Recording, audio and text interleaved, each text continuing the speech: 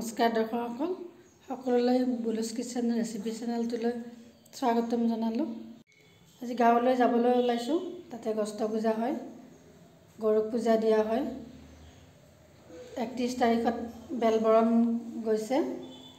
আজি যিহেতু মানুহ চোৱা পূজা, আজি পূজা চাম। এতিয়া সকলোখিনি আপোনালোকক দেখুৱাই থাকিম।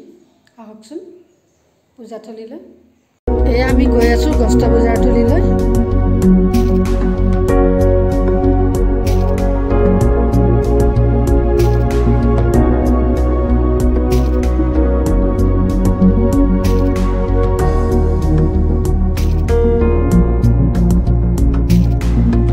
বেলবৰণৰ দিনা গৰু পূজা কৰা হয়, গতিকে গৰু পূজা কৰি লৈ অনা হৈ আছে।